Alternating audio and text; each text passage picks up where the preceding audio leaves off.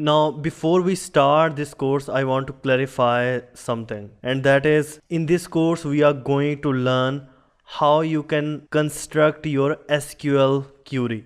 We will see different parts which we need to create a better and powerful SQL query. Remember, in this course, we will not create any type of application. We are just going to learn about structure query language, how the different parts of SQL helps you create a better SQL query.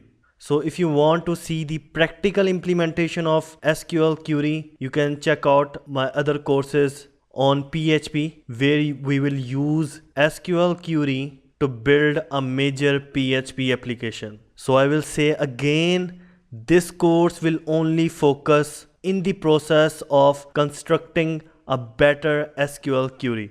If you want to learn how you can create SQL query and want to learn different part of SQL query, this is the right course for you.